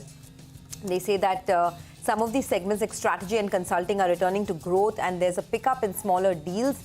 So perhaps the street likes that. And a lot of these IT stocks. I mean, it's interesting, right? Between banks and IT, something always performs, making sure that the market stays at these record highs. Absolutely. I mean, today it's a little quiet for banks. But IT is really picking up that slack. Big moves. LTI, Mindtree, Tech Mahindra, HCL Tech, TCS, Infosys, Wipro. It is just a long list of movers. Let's look at some stocks on the mid-cap screen. The mid-cap index right now is outperforming the large caps. That's something we take. Some of the PSUs are coming back after taking a two-day break. Railtel, for instance, 2.5% higher. NBCC. These are early movers coming in. Lemon Tree is showing some price and volume traction. There's Granules on the upside. Not too much moving right now. Some of the, by the way, the fertilizer stocks, some of them are still excited. CE Infosystems, it was a pick by Goldman yesterday, and it rallied, I think, 20% the stock yesterday. And now it's putting on another 7.5%. So big move coming in over there. What else? Time Techno, we just discussed the stock. It is up about 10% straight away. Some buying on Shakti pumps continuing from yesterday. So some interesting names. But I have to say that, it's not exactly bursting off the charts. It's select in the mid-cap space and the Nifty trying to build on the gains now. Not too bad, actually, because, it appears like that of a relay race where one sector tires out or maybe runs its course and thereafter passes the baton to the other one. And that's exactly what's happening between bank and the IT space, keeping the Nifty afloat around 23,630. Remember, there's also the zone where the Nifty has seen a bit of supply for the last couple of trading sessions. So whether it sustains here or not is something that we'll have to keep an eye out on. The broader market's doing extremely well. We have nearly 4 stocks advancing for every stock which is declining. So on the NSE, 1,600 stocks in the green, 400 stocks in the red. Among the stocks in the green are the mid-cap IT stocks, and they're surging. Look at something like a Happiest Mind, which is up around 6%. First Source is up as well. Hormaz did tell us about that. We're seeing traction in Persistent and Coforge, along with L&T Tech and Emphasis too. The ones which are not doing particularly well, we have seen some profit taking in Chambal Fertilizers. Opened higher, and from there itself, it's corrected about 6% from the highs. Now it's exited F&O ban, and maybe the street is looking at booking some profits ahead of the GST meet event tomorrow in names which have run up. So RCF, for instance, is off highs of 5% from the highs, and we're seeing the same fate for something like a Fact as well, which is off about 5-6% from the highs after rallying about 30-40% in this week so far. Among the broader market stocks which are doing well, we have IIFL Securities, right off the blocks, up around 9%. So that stock's continuing to surge. And we're also seeing some traction in the real estate pack, which continues. So Purvankara, for instance, we have India Bulls Real Estate, second day running, seeing some traction. And in the snacking space in particular, we have Bikaji, which is higher. Edelweiss, Nuvama has initiated coverage with a target price of almost 885 rupees on that counter. And looking at Bikaji, we have another snacking stock, which is Gopal Snacks, which is gaining traction as well. So both Bhujia and Gatia are doing well this Friday morning, if you were. Getting very hungry, getting really hungry now, talking about Bhujia, Gatia and all of that. Haven't even had breakfast here, but yeah, big moves coming in on so many of these names. By the way, big moves in IT. Just look at that. I think it's really the star of the show right now. TCS, I think, is up almost 2.5%. HCL Tech is up 2%. And, we've been ad nauseum harping on the fact that IT has underperformed so much. At some point in time, it's going to come back into action. And lo and behold, Tech Mahindra is up 3% right now. So big moves coming into the IT names, especially perhaps after what Accenture said. There was no bad news this time around. There was no major negative commentary. If anything, the commentary has improved from Accenture's front. And I think just clinging on to those, straws are the IT companies, and big moves. Of course, it's also a valuation game, right? There's perhaps a valuation catch-up as well that some of these underperformers are doing at the moment. Absolutely. So technology indeed is the spot. You picked anything else, Pankaj? Just a word on Aster DM. The 9% equity which was supposed to change hands has happened. The block deal has happened. The stock actually opened much lower. The deal was done at a discount of about 4%, but the selling is done, has made the stock recover a fair bit from the lows, and now was virtually into the green, just about flattening out. So Vivek had told us that, once the supply gets absorbed, maybe we can see a bit of an up move, especially given the valuation discount that it trades to as compared to all the other hospital stocks. Absolutely. So that's Aster DM, another big deal done out of the way. By the way, HPCL and BPCL, they are ex-bonus today, so watch out for both of those stocks as well, which is why the price could look a little different. That's corporate action that's playing out on both HP and BP, which is why you're seeing that big downtick on the price. Let's get some perspective then on this market with Pankaj Tibrewal, co-founder and CIO at Ikigai Asset Manager. Thanks very much, Pankaj. Always a pleasure to have you on our shows. So yeah, I think this market has defied all odds. It's been defying gravity. It's charging higher. But I think the question that most people are now grappling with, how do you put fresh money to work? Whatever's already invested, people are enjoying and, going ahead with the ride.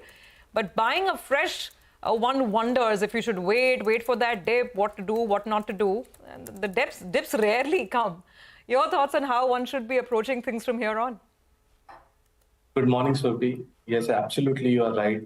Post the election day fall, we have seen markets make a very strong comeback and cross the all-time highs. However, at this stage, I think it's very important for all of us not to get carried away because mistakes are made at the top of the market. And we believe that there is froth in many pockets. We were just looking at some of the delivery data of some of the best performing stocks across the board. And it's startling to see that in many stocks, the last 6 months cash delivery volumes exceed the free float market cap. And this time, the entire rally is driven by non-institutional investors. And whichever pockets and institutional investors I speak to, global or local, I think everybody agrees to the fact that there are many pockets where you can't justify valuations. And it's basically moving because of non-institutional investors. And I think markets are at a big high. I think today we should take this opportunity to talk about looking into the history, what could be the risk at this stage in the market. And at this stage, I think it's very important for every investor to have a clear view on the risk in the portfolio, as well as in the stocks they are carrying. Otherwise, mistakes are made at the top. I think few things which you need to understand that today the contribution of mid and small caps as a percentage to overall market capitalization stands at about 36%. And their profit contribution is about 25%. So the divergence is clearly there between the profit as well as the market capitalization contribution. The second point we need to understand, Sophie, is that today the investors are expecting a very strong earnings growth. When we do a reverse DCF for a lot of companies, we believe that market is expecting unreasonable earnings CAGR for the next 15, 20 years, which looks difficult from our side. Third, when we look at and dissect the fourth quarter earnings, summary of NSE 500 companies, there are 87 companies which are banking and financial companies. There are 413 non-banking and financial companies. And the entire growth last quarter was carried away, was done by banking and financial services, which grew at 24%. And the non-banking and financial services, which is largely the larger part of India, grew just at 7.5%, 8%. So we believe that the earnings growth after a long time is starting to slow down. Last year, NSE 500 companies grew at 30% from a FY23 base. I think this number could be about 14-15% this year. So I think we need to take cognizance that earnings have started to slow down in the broader markets. And I think valuations are not factoring in that. Going into the history, there are four kinds of risks which generally comes through. The first is through macroeconomic instability, which we saw in the Asian crisis, which we saw in tapering tantrum. The second is the leverage part on the households, government, corporates. The third is the political and economic instability. And the fourth is the man-made or natural disasters, which we saw in COVID. The first three obviously are looking good for India. There's no problem. Fourth, nobody can call out. So I think risk today, nobody can foresee today. But from a valuation perspective, government policies, taxation, the murmurs which are going around on capital gains, I think something could disrupt, and valuations are something which we should not ignore at the current juncture today. Okay, so we shouldn't ignore valuations at the current juncture. Got that. Pankaj, hi, good morning, and good to see you in after a while.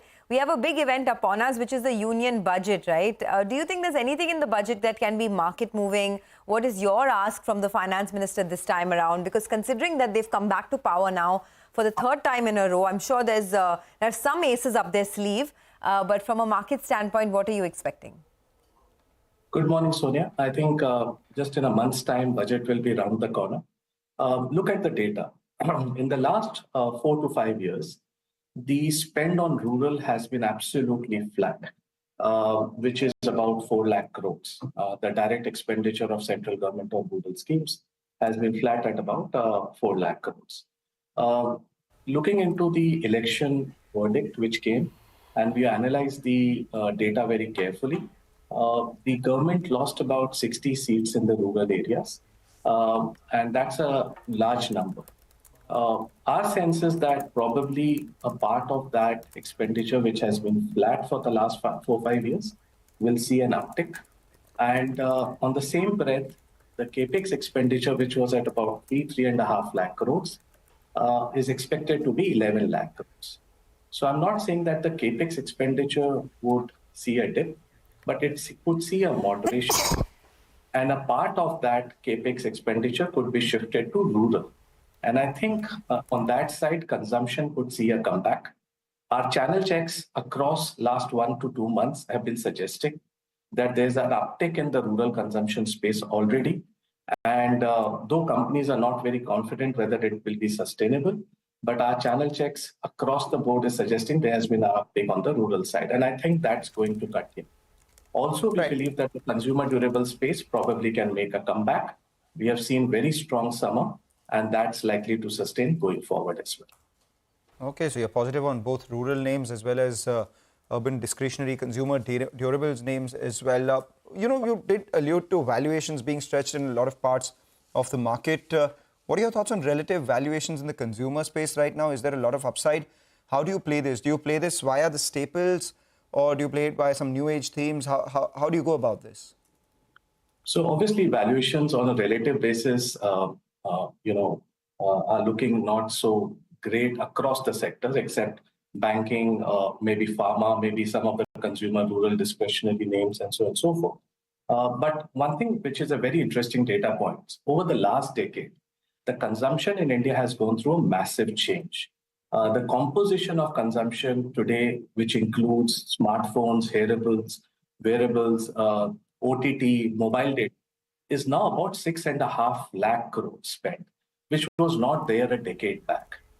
So when we talk about consumption, we also need to take into account these categories which were non-existent a decade back. And mind you, this is not a small number. It's twice the size of the car market in India and 6 times the size of the two-wheeler market in India. And hence, we need to see consumption on a holistic basis. I believe that there has been a rise, and there will be some shift from these categories to the main staples and some of the urban discretionary names, especially the consumer discretionary names. We believe that the non-linearity in margins could be very high. For example, in consumer durables, the profit pool is at a decadal low. And I think that will limit competition going forward. And many players, we would see non-linearity in margins. Margins are at rock bottom today. And once top line starts growing, margins will automatically see a comeback. Okay, I wanted to come back to the first point that you were making about how you're a bit bearish on the market. You think earnings could slow down a bit. So how are you positioning yourself? Which are the sectors that you would be avoiding now because of steep valuations? And which are the sectors that you like? I mean, you spoke about how consumer durables may make a comeback, but overall, how are you positioning yourself? So, Sonia, I think there are 3-4 sectors where we believe that there's a lot of margin of safety. The first one is private sector financials. We believe that they have been continuously growing, delivering good numbers.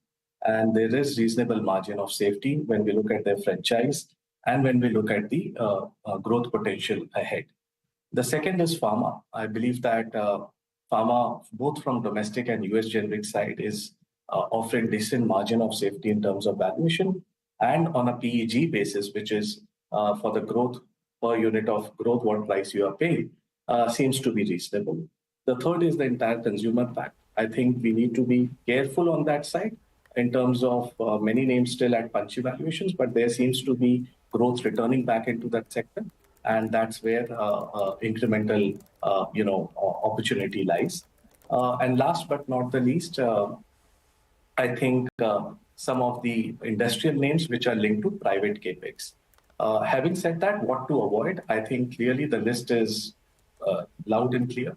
Some names where there's low free float, names where there's business to government businesses, but factoring in huge expectations and small change in policy can derail them in terms of overall growth trajectory. And making sure that we understand what we are paying for the next 10, 15 years from a stock. So the no-go list is very, very clear, and we need to avoid them and make sure that over the next 12 to 18 months, we navigate this market carefully. I think the important point today is not to focus too much on upside immediately. I think the focus should be preservation of capital over the next 12 to 18 months as we move ahead. All right, preservation of capital over the next 12 to 18 months by being in places that offer margin of safety. Pankaj, in light of all of this, there are always some new themes that are playing out in the market. Is there anything that you found which you think is interesting and this is a theme that could maybe generate some alpha over the near future? Absolutely. The consumption basket, which has been new completely, the 6.5 lakh crores, which includes so many other new categories, probably will see itself getting listed over the next few years. And I think that will be an interesting space because consumer preferences have been changing in terms of spend. And any company riding that will be an important portion. Second is the most important is the premiumization, which has been growing in India. And I think companies offering on that side may come for listing over the next 18, 24 months. And I think what is interesting in this market is that good quality companies are getting listed with good business models. And I think that will increase the market breadth as you move forward. And the third is on the tech side. Many of the companies are non-listed today, and some have got very strong business models. We are eagerly waiting for some of them to get listed as you move ahead. We have the Stanley IPO listing today. I don't know what you think of it. Then there's Hyundai, some of the bigger ones that we are talking about. There's Ola Electric, a lot of the others. Could you name some of the IPOs that you are eyeing this in the next 12 to 18 months? I won't go stock specific, but generally this will be the focus where we would deploy incremental capital on the new listing. Also, I think that there are many names in the listed space also, which are offering a decent opportunity if you take a 5-year, 10-year view on them, especially on the premiumization theme. Okay, Pankaj, thanks a lot for joining in and have a great day, have a good weekend. Well, that's the word coming in on the markets, which, by the way, are holding okay. I mean, holding well, actually. The Nifty is up almost 70 points. It's picked up in the last 10-15 minutes. And it is pretty strong. I mean, look at the moves in the IT space and you'll notice that's really the space to be right now. Let's slip into a quick break. On the other side, we'll connect with Anil Gupta, the chairman and MD at KEI Industries, to talk about the workers' strike at 2 of their plants and their business outlook. Stay tuned.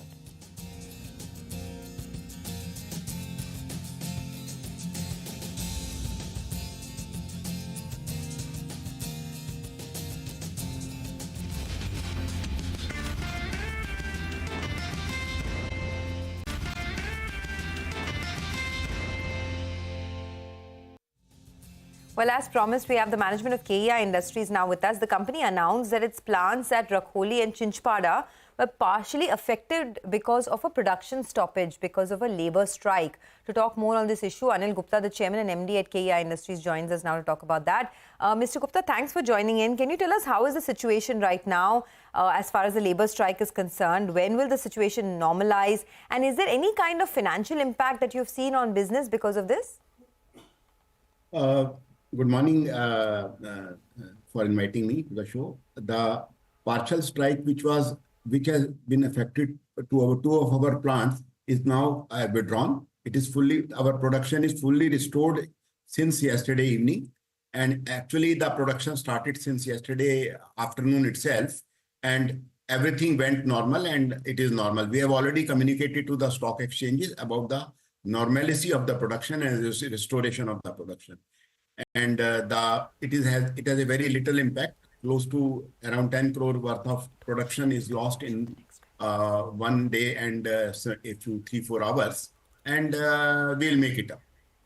All right, so just about 10 crore worth production lost because of this strike, so not much in your overall scheme of things. In any case, if you could, reiterate your guidance for this year for the viewers, what kind of volumes are you gunning for? Is there any price hike that you're looking at in the cables and wires business? At the same time, the first quarter, how was that for you? And how is that in line with your guidance that you've given for the full year? The first quarter, is it in line with whatever guidance we have given in the beginning of this year? And I think everything is going normal. The demand is strong. We have a very strong order book position from domestic markets as well as export markets. And I think that demand traction will continue, considering the capex push and investments coming in the industrial projects, real estate, etc. Similarly, very strong demand from our export customers as well, our export markets. Okay, that's interesting. So, can you tell us this B2C business, you are aiming to increase the B2C business share to 50%. Currently, it's about 45-46%. What is the kind of growth that you've seen there? What's the kind of demand? You just spoke about how real estate, etc., is picking up in a big way. But tell us, what would the contribution be, not just in the next 1 year, but over the next couple of years from B2C? And will that lead to better margins? See, we aim to, reach to 50% level by end of this financial year. In fact, since all our export business is, growing, and that we classify into B2B. So, and B2C we classify only for our domestic business. So, in fact, the domestic business through B2C should exceed 50% by end of this financial year, according to our estimation. And as far as margins are concerned, I think we have already given a guidance of close to 11%. We will try to improve upon that, but I don't want to, change the guidance.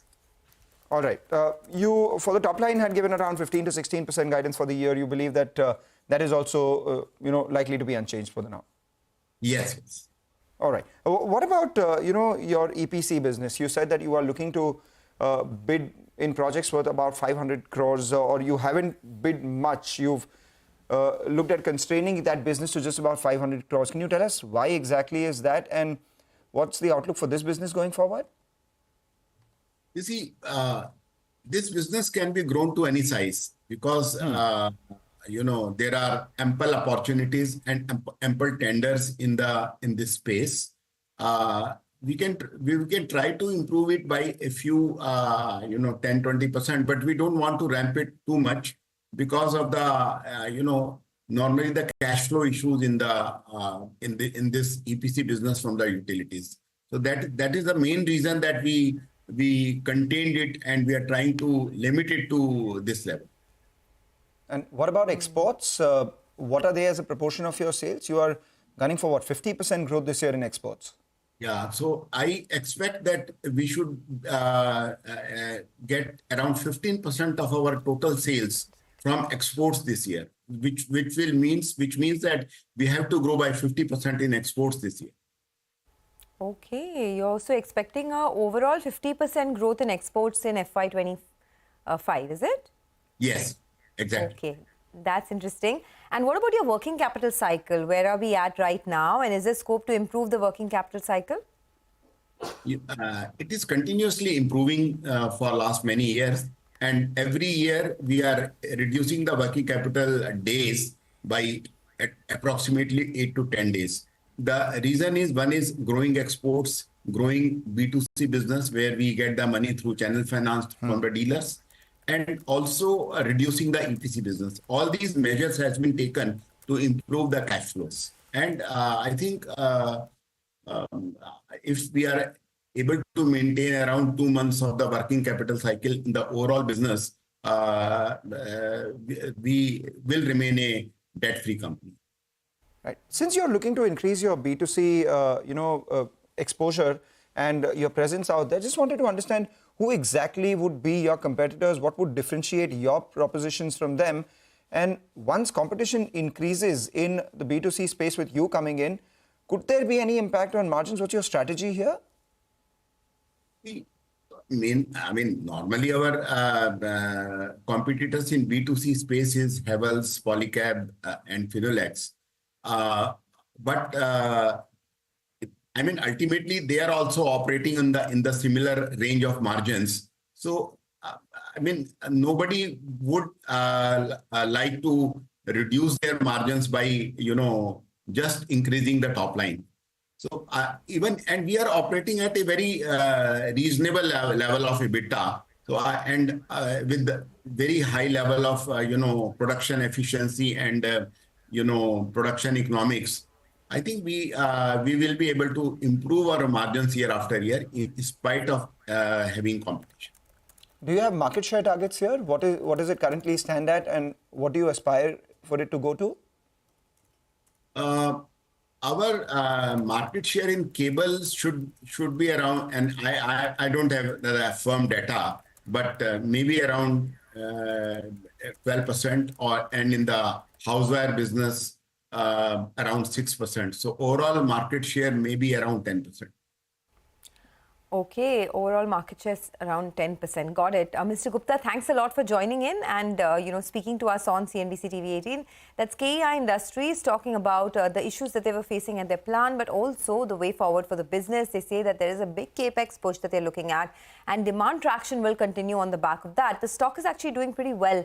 In the last 1 month, it's gained about 10%. Today, the stock is up 2.5%, and the B2C business is picking up in a big way because of very good traction coming in for wires and cables, especially in spaces like real estate and infrastructure. So that's KEI Industries. Been a big play over the last many weeks and months. And I think if you pull up a one-year chart, you'll see there's been significant growth over there. But overall for the markets, yeah. I was just saying that the markets have actually slipped, and the slip has been led largely by the Nifty Bank. The Nifty Bank is down about 250 odd points right now, 0.5%, and as a result of which the sensex has slipped into the red, and the Nifty just about holding in the green by the skin of its teeth. We have HDFC Bank, which is the top contributor on downside for the frontline index. Also not giving it any support are the FMCG stocks. So HUL at the low point of trade, Asian Paints not doing too well. Some other consumption names as well, like Maruti down, from the early levels, the opening levels. And we have the list of draggers as well as, contributors on the way up for the Nifty, up for you. Maruti Suzuki was open in the green, now has moved into the red. And we're seeing some of this decline play out in a couple of other names as well in the mid-cap end of things. So we have something like Chambal Fertilizers, which is down about 8-9% from the highs, down 6% now. GNFC down 5%. Delta Corp had seen a big rally over the last few trading sessions, down about 3% ahead of the GST meet event tomorrow. City Union Bank, Coromandel and Tata Chemicals. So a bunch of stocks actually now coming off the highs of this morning and moving towards the low point of today's trading session. Okay, well, a lot of individual stocks. By the way, Kotak Mahindra Bank is now below the 200-day moving average. So there is some, technical levels that we're looking at over there. Time Technoplast continues to be on the in focus, so keep an eye out on that. And a couple of other names. Lupin is in focus as well. Antique has put out a note where they've maintained a buy. They have a target price of 1,958 on the stock. They remain quite optimistic on the US generic opportunities with limited competition launches. So Lupin up almost about 0.6%. But let's talk about the Accenture numbers as well as the way forward for the IT companies. Kumar Rakesh, the India analyst at BNP Paribas, joins in. We also have Abhishek Kumar, the equity research analyst at JM Financial. Gentlemen, morning to both of you, and thank you for joining us on the show. Kumar Rakesh, I want to start with you first. Your thoughts on Accenture's numbers and what would the read-through be for companies in the IT sector back home? Hi, good morning, Sonia. Thanks for inviting me on the show. So last quarter, when the company had reported their results, that actually started the underperformance of the entire Indian IT services sector. And that time, the concern had started that possibly the IT services demand is going to take longer to recover, given the guidance cut by the global peer. And since then, as we have seen most of the Indian IT services companies underperforming. Last night, with the results which they have reported and the commentary, it appears that possibly the demand bottoming out has already happened and some recovery is already visible in the numbers which are reported. And that should ease investors' concern that possibly the worst is behind and we should start looking at the recovery in the coming quarters. For Indian IT services companies, as we have been noting, that the cyclical bottoming out likely happened in the December quarter itself. March quarter numbers, if you would see, for most of the companies on a YOY basis, they had started seeing improvement on the growth. Even if it was a decline, it was a lower decline. And hence the cyclical recovery already got underway. Obviously, a larger global peer, if they continue to see a weakness, it was not really getting appreciated here for Indian IT services companies. But as we move into the coming quarters and exit FY25, we would expect that this YOY improvement in the revenue growth should continue to play out. And given how investors are highly bearishly positioned for the sector, this implies that there should be a reasonable upside in the sector. All right, reasonable upside. We'll come back to you, Kumar. Let's talk to Abhishek Kumar, who's the equity research analyst at JM Financial as well. Abhishek, what are the overlaps from Accenture into Indian IT? What sectors are, direct correlations out there? And in that, how was the performance? How would you read that for the Indian stocks? Yeah, hi, good morning. Thanks for having me here. In terms of overlap, look, Accenture is a very large company, probably works in all the verticals where Indian IT is present. Specifically calling out a couple of segments. One, I think if we look at their managed services bookings, that was up 42% on a YOY basis. Even if we look at the trailing 12-month, the book to bill in managed services, which is more similar to what Indian IT does, was up to 1.3x, which is highest since pandemic. So there are signs that those large deals, etc., that momentum continues. The pipeline also is good. Second, one sector which was particularly stressed was communication. That has been declining for past 7 quarters sequentially for Accenture as well. This quarter, it moved up. It showed 4% sequential growth, which, again, gives us some signs that there's some bottom formation happening. So that's a large sector for Tech Mahindra, and therefore, we can just have some positive read-through for Tech Mahindra from communications vertical performance. Okay, positive read-through for Tech Mahindra. Any other stocks that you would be bullish on where valuations still look attractive and there is some growth potential as well, Abhishek? Yeah, so we like Infosys and Wipro. Consulting coming back to growth next quarter as per Accenture after 5 quarters of decline, kind of validates the view that Wipro had, where they were seeing green shoots in their consulting business. So that kind of validates that view. So positive for Wipro. And Infosys, generally, given where their guidance is and where the expectations are, I think there's very limited downside as far as the earnings are concerned. So we are positive on these 3 stocks. Okay. Got it. All right. So Infosys and Wipro is what you like. I also wanted to go back to Kumar. Rakesh Kumar, your thoughts on what are the stocks where there could be still some earnings upside as well as a valuation, legroom now? So, Sonia, if you look at the broader sector, first of all, I think the entire sector is heavily underweight across both foreign institutional holders as well as domestic holders. Their portfolio allocation to IT sector is now close to about 8.5%, 8.2% of their overall portfolio, which is significant underweight. And this level of bearishness last time we had seen was in 2016-17. So there is a significant underweight position, which we expect should start normalizing and should start moving towards equal weight. And that itself should drive positivity and positive stock reaction across all the sectors. And the first leg would be reflecting in the valuation expansion. So that is the first thing which we would expect, that across most of the companies who are going to either even meeting expectations would be good enough in the coming quarters with neutral to positive margin commentary. And that should result into the kind of stock reaction which we are seeing today. So the first leg should be driven by significant underweight position moving closer to the equal weight position, driving the valuation of the sector. The second leg will start coming up from the earnings upgrade potential. And if you look at the consensus expectation, what consensus is building this financial year's exit YOY revenue growth and the next year's YOY revenue growth, both of them are largely similar actually. So what it is implying that the consensus numbers are not building any further recovery in revenue growth going into FY26. And that is something which can potentially start seeing an upgrade across the companies where the expectations already are sitting pretty low.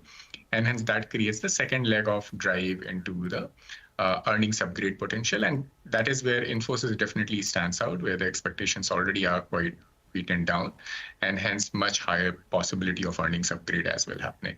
And hence Infosys also is our top pick. All right, Infosys is a top pick across BNP Paribas and JM Financial. Finally, let's wrap it up, Abhishek, with the mid-cap end of things. What are your top picks in mid-cap IT, if at all you track them? So I'll not be able to talk about mid-cap in this call, but generally we prefer large caps over mid-caps, given, as Rakesh was also mentioning, the positioning of the investors. And also, I think, they have the large caps have already taken a brunt of hit on their margins, given the large deals coming in. And as these deals get into the maturity phase and discretionary comes back, come FY26, there is a margin expansion possible in large cap. So we would stick to large cap at this stage. All right. Thanks a lot, gentlemen, for joining in and putting focus on the IT space right now. That definitely is, helping the market stay afloat in the Nifty in the green right now, post-tax insurance numbers. And you say risk-reward in favor of the IT stocks. Potential re-rating may be likely if things improve from here on, given the underperformance. In the market, a couple of themes are doing well this morning. We have the telecom space, which is now a buzz. So Bharti Airtel has moved to the high point of trade. We're seeing some traction in Vodafone Idea as well, opened in the red and now has moved to the high point of trade once again. And that's because maybe now the street hopes, with the telecom data out of the way, with all the elections related issues out of the way, there could be a round of price hikes. So that's the forever hope right now for the last couple of months for the telecom space. And now with all these triggers away, let's see whether that actually pans out or not. And in the broader markets, we have Raymond, which is up 10%. Railtel, which is up another 8% today. Cera Sanitary, we're up 6.5%. So there are specific stocks which continue to do well. And in that, Gravita also is one of them, which is up around 12%. Remember, the management joined us here on CNBC-TV18 a couple of days ago, saying that some of their new geographies would do well for them in terms of growth, and the lithium-ion vertical will also aid growth. So that's about Gravita. But let's talk about CAMS. CAMS Insurance Repository Services has launched Bima Central for Insurance Portfolio Management. To discuss more on this and the growth outlook, we have Anuj Kumar, who's the MD of CAMS, joining us. Thanks a lot, Mr. Anuj Kumar, for joining in. Always a pleasure speaking with you. Let's talk about this, e-insurance platform itself. With the IRDAI's push on e-insurance, what do you think is the growth potential? What are the number of customers that you plan to onboard on this? And I believe you were looking at break-even in this quarter itself. Will that happen? Hi, good morning. Thanks for having me over on the show. So overall on e-insurance, I think when you look at the market broadly, the outlook is bullish. Of the total insurance policies available in the country, under 5% are under e-insurance right now, because it is effectively not mandatory yet. It's more an individual consumer choice. As we launch platforms and as the overall the push from regulatory and market perspective increases on this, you can expect that this 5% penetration will continue to grow. So this market could scale several times. And we've been holding share in the range of about 35% in the market. So we're very bullish on this construct. And we believe that this market is set to expand. You believe that the market is set to expand. So can you help us with some numbers when you talk about the expansion? I mean, what is the kind of growth that you're looking at? What are the customers that you're expecting to onboard? Because IRDAI has been pushing on e-insurance quite a bit. Overall, what can we expect over the next 1 to 2 years? So broadly, when this was launched several years back, it was expected that e-insurance holding would become mandatory. It is not in that state yet. The recent announcement means that insurance policies could be held in the insurance account, could also be held in DigiLocker, or could be held in a PDF format. So it is yet not mandatory. But from a market perspective, from about a mass of 55 crore plus policies, just about 3 crore are held in the DMAT form. So that's about 5%, a 20x compounding of this entire construct can happen if ever this goes into mandatory DMAT, for which there is no announcement right now. However, individual consumers are preferring to hold their policies in the e-insurance format. So you can expect a high double-digit growth going here forwards. Also, in terms of being able to manage your data at a single level, at an e-insurance policy level, to do potentially digital lien marking, which will happen over a period of time. You could, monitor your maturity values in a single screen view. You could pay insurance premiums, lodge your claims. There are a lot of things possible in the e-insurance construct. It's very insurer-friendly, so to say. And as we've launched Bima Central, of course, we'll have to integrate all the 50 insurers. Today, there are just a few which have got fully integrated, but that process continues. And we believe this is the kind of benefit that has not been offered in the marketplace. It's a very unique platform right now. We're already beginning to see offtake in terms of transactions building up. So we are very bullish on this. Yeah, but if you could put numbers on their bullishness, what do you think is the TAM for this? Since you said only 5% right now are e-insurance, there is a 95% upside in terms of market moving forward. What are the kind of customer numbers that you expect to onboard? And at what level does Bima Central start contributing meaningfully to your earnings? Bima Central will contribute to earnings maybe in 3 or 4 years. Today, we're just spending money promoting it and making sure that the consumers get a unique digital experience from that. So from a financial perspective, it will take several years for it to break even and start making money. At the base level, today, think of it as about 7.5 million policies, 75 lakh policies being held by us in the DMAT format. We're expecting that to grow by over 25 lakhs, so almost about a 35% growth this year. Also remember that in the base, a lot of consumers may not be converting their policies. There's a lot of new sale which is coming into this. That trend will continue. For base policies to get converted, I think it just needs a strong nudge either from the industry or the regulatory side. On the new sales, which is between 2 to 3 crore policies every year, you will see that a lot of those will get sold in, under the insurance format. Okay, got it. The non-MF business is also picking up traction. What is the kind of growth that you're looking at there, and what's the headroom in terms of margin improvement?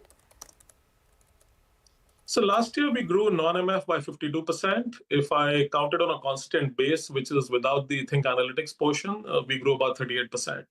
We are hoping to grow non-MF close to 30% this year. We're seeing all the tailwinds.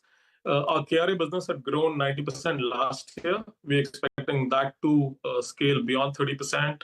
Our accent to sell to depository participants and brokerages has succeeded. We were a pure mutual funds player and we've broadened out, so that's a good play happening.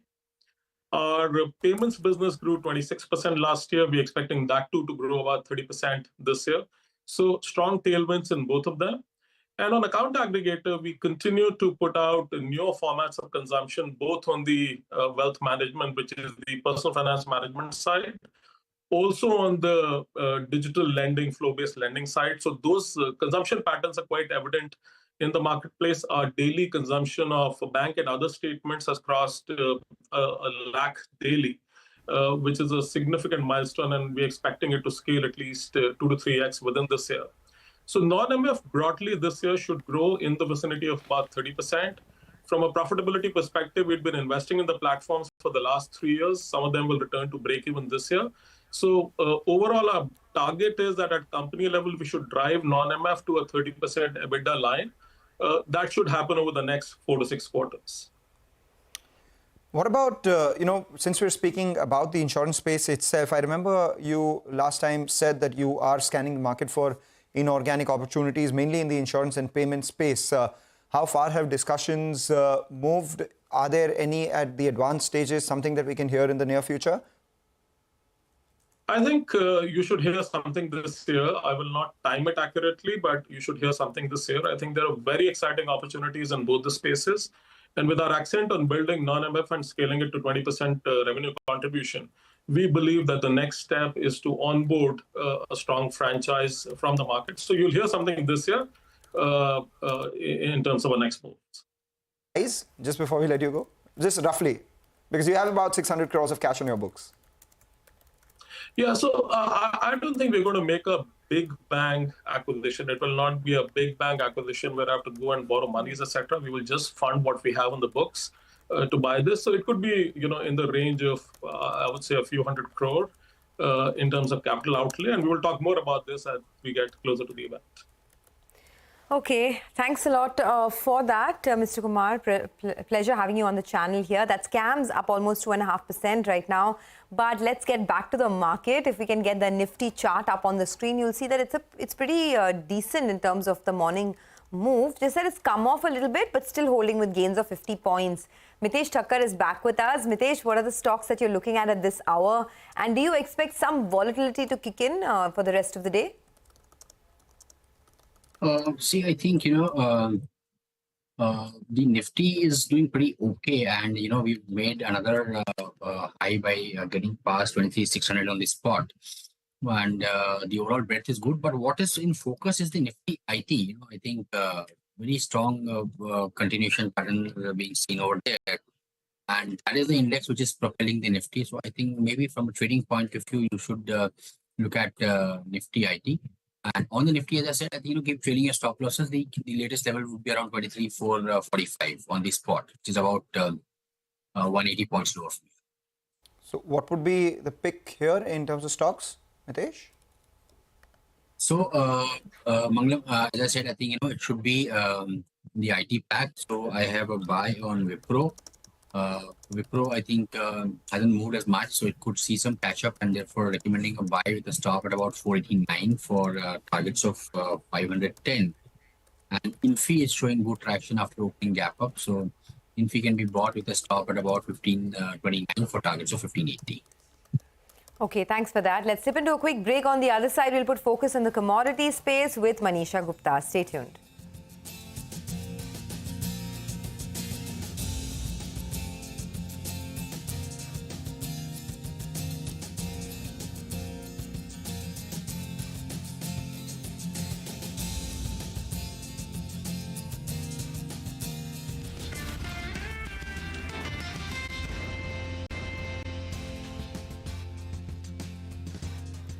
Shifting focus to the commodity markets, Manisha Gupta joins in. Manisha, what's the one commodity you're tracking today? Thank you for that, Sonia. Well, I'm looking at metals, precious and industrial, and there is a lot of buying in both of these sectors there. So weaker than economic US data is what has led to a decline in US dollar and expectation that you could be looking at a Fed rate cut going forward in the month of September. The possibility of that is now 67%, and that has led some buying coming in for many of these metals there. Also, it has to do with the geopolitical concerns because, when it comes to metals, when it comes to precious metals especially, we are hearing more news and reports coming in from the Red Sea now. What we do understand that until now there have been more than 70 attacks there. One vessel has been seized, 2 ships sunk. The second one was sunk yesterday. So that is what has led to some geopolitical premium also coming in for the prices there. And then, as I said, a couple of central banks already have cut rates, and the markets do anticipate that the Swiss National Bank, and you could be getting it coming in from China and the US Fed in the month of September. So by the third quarter, there could be more banks joining the bandwagon when it comes to rate cuts, and that clearly has been supportive. In any case, the metals have been consolidating for the last couple of weeks, and we've seen buying opportunities come in on the lower sides. So within the precious metals, silver prices gained 3.5%, gold was up 1%, and both the precious metals are now trading at a 2-week highs into the markets. Copper prices also gained up by more than a percentage point, and we are looking at prices inching closer to $10,000 a ton mark. The low in this week itself has been 9,550. So we're looking at considerable gain from its lows, and that has been supportive. I also want to talk about zinc because that has been a bit of an underperformer, but we've seen stronger gains come in for this one as well, and that is because the surplus that the zinc has been carrying for the last couple of years now seems to be going down. So if you look at those numbers there, we've seen prices gain up by 3.5% in this week itself, and that is because the surplus that the markets did see earlier have been continuing to decline. So last year, between Jan to March, the surplus that zinc had was 282,000 tons. This year, at the same period, it fell to almost half at 182,000. In the month of March, we were carrying a surplus of 70,000. Now it has fallen down to 22,000. So a very sharp decline, as you can see, over the past months that the zinc surplus has come down, and that clearly seems to be very supportive. All right, Manisha, thanks a lot for that. So that's the commodities arena. But let's talk about First Source Solutions. We've been speaking about the IT pack. Hormaz told us earlier why First Source Solutions would be in focus, and now that the stock's moving, let's recap that. Hormaz. All of IT has been buzzing because of Accenture's results, but First Source on its own had an analyst day and they've shared some targets for the near to medium term. Now, Nomura is saying that they have made significant progress on their One First Source strategy, and they are now aspiring for $1 billion revenue run rate by the fourth quarter of FY26 and to have an EBIT margin of 15% in the medium term. So these are the targets that First Source has laid out. And while they have no stated dividend policy, but they have been paying out close to 45 to 50% of their profits as dividend back to shareholders. Now, the senior leadership of the company has both time and performance-based stock incentives, according to Nomura. And what they also believe is that the net debt that First Source has, which is close to 600 crores in FY24, that is largely for working capital requirements. They also laid out some M&A strategies where they did not say whether there is an acquisition or a merger in the pipeline, but they mentioned that if they do something like this, it would focus on capability building and not on revenue accretion.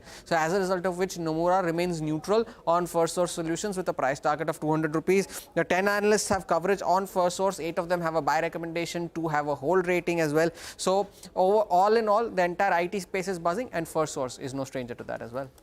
Okay, thanks a lot for that. Well, Upasna is tracking time, Technoplast. Upasna, over to you. Thanks so much for that. Well, Time Technoplast will remain in focus as the company has received final approval from Petroleum and Explosive Safety Organization.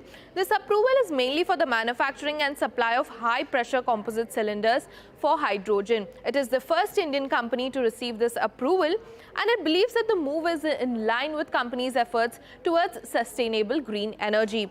With this approval, company says it is poised to capitalize on rapidly growing market driven by global shift towards sustainable green energy. It believes that this technology will certainly have a positive impact on both, that is industry, as well as on the environment. All right, Upasna, thanks a lot for that. With that, what we'll do is take a short break with the news that the Nifty is holding mildly in the green. The Nifty banged down by about 0.5%. The mid-caps outperforming 1,400 stocks in the green for about 862 in the red. So the advanced decline chart comes up for you. We've seen some narrowing of the band, but still a fair distance between both the green and the red lines. So what we do is take a short break. On the other side, we have the India Economics segment, where Lata joins in with a lot of power sector experts to discuss about power shortage and how policy and investors must look at this space. Stay tuned.